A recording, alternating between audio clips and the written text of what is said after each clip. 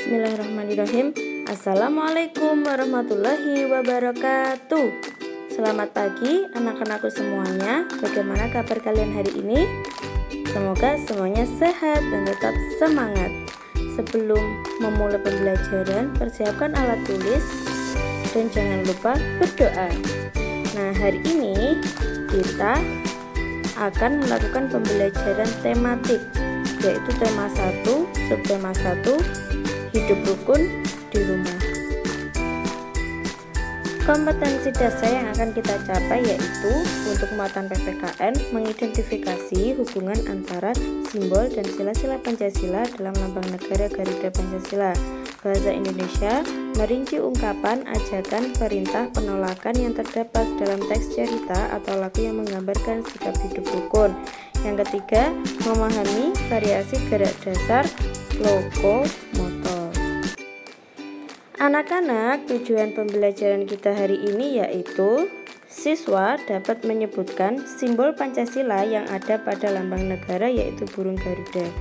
Yang kedua, siswa dapat menjelaskan penerapan sila Pancasila di rumah terkait dengan hidup rukun.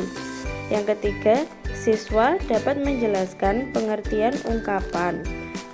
Yang keempat, siswa dapat menyebutkan contoh ungkapan beserta artinya. Yang kelima, siswa dapat menjelaskan pengertian gerak dasar lokomotor. Dan yang terakhir, siswa dapat menyebutkan variasi gerak dasar lokomotor.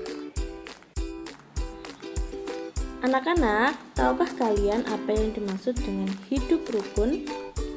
Nah, pertama kita ketahui dulu makna dari kata rukun. Rukun artinya damai.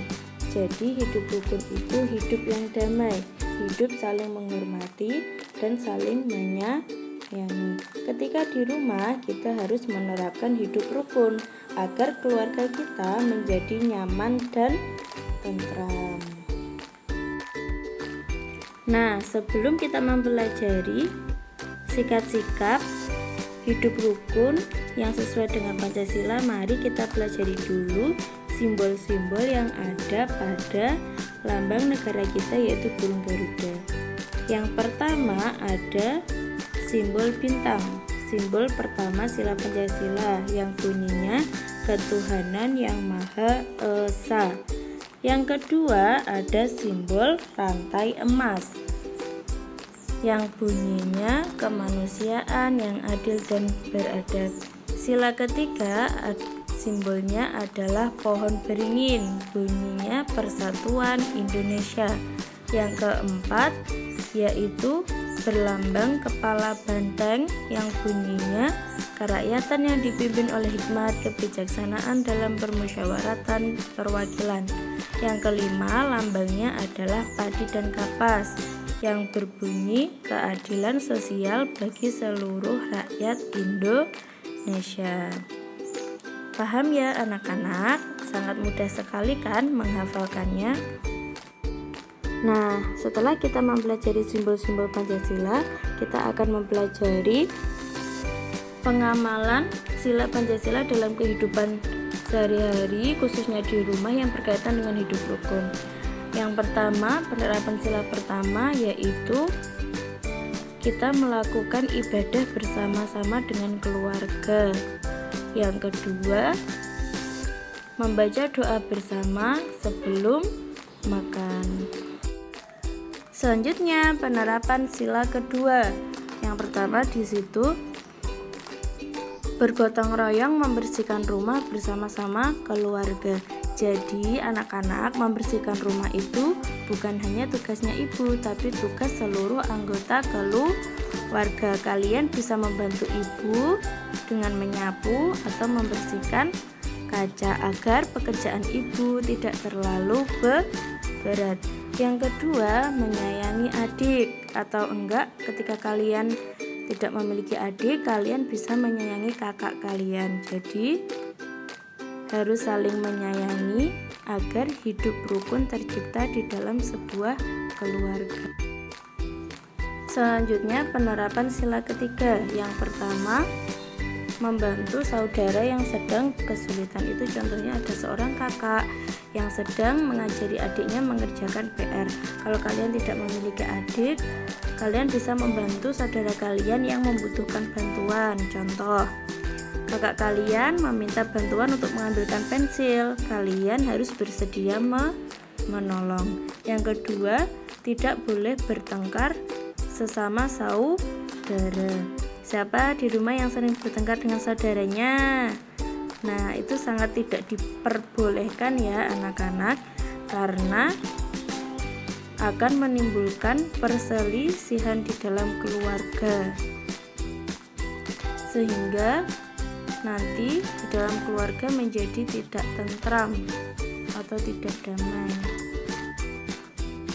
Selanjutnya, penerapan sila keempat, yaitu contohnya bermusyawarah. Bisa bermusyawarah untuk menentukan tempat wisata yang akan dikunjungi, bermusyawarah dalam pembagian tugas. Nah, sebelum melakukan gotong royong membersihkan rumah, kalian bersama keluarga kalian bermusyawarah dahulu, membicarakan pembagian tugas. Ayah bertugas memotong rumput, ibu bertugas mengepel lantai, kakak dan adik bertugas mengelap kaca. Nah, sebelum melakukan gotong royong, kalian perlu bermusyawarah agar pembagian tugas adil dan merata. Seperti itu ya anak-anakku. Selanjutnya, penerapan sila kelima.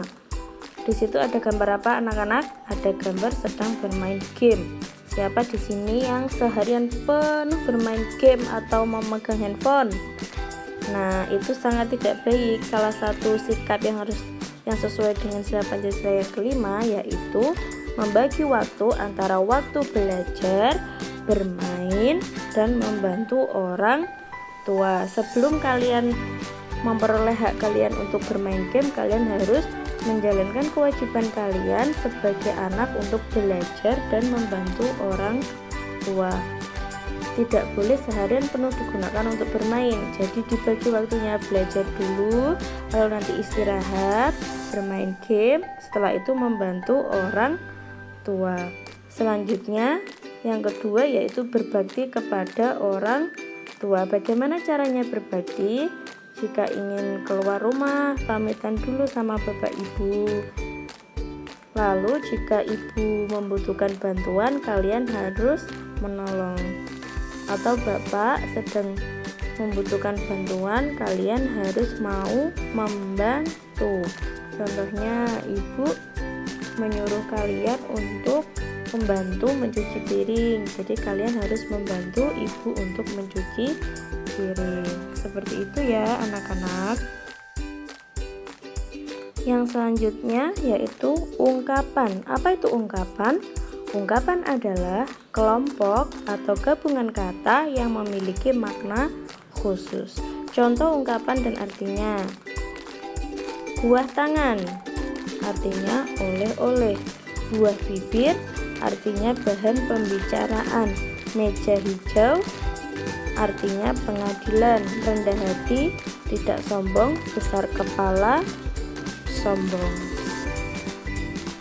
Contoh, Rina besar kepala sehingga dia dijauhi oleh teman-temannya. Nah, besar kepala itu bukan artinya kepalanya Rina besar, tapi itu adalah sebuah ungkapan yang artinya bahwa Rina itu bersikap sombong. Jadi teman-temannya tidak menyukainya, akhirnya dia dijauhi teman-temannya dan tidak punya teman. Gitu ya anak-anak. Untuk materi yang terakhir yaitu variasi gerak dasar lokomotor. Apa itu gerak dasar lokomotor? Yaitu gerak berpindah tempat. Jadi tidak diam di situ saja, dia berpindah ke depan, ke samping atau ke belakang. Jadi variasi gerak dasar lokomotor itu ada 3. Yang pertama jalan ke depan, yang kedua jalan ke samping, yang ketiga jalan ke belakang. Demikian sedikit penjelasan yang Bu Faiz sampaikan. Apabila ada materi yang belum dipahami, bisa chat langsung ke WA-nya Bu Faiz. Terima kasih atas perhatian kalian sudah menyimak video sampai selesai. Wassalamualaikum warahmatullahi wabarakatuh.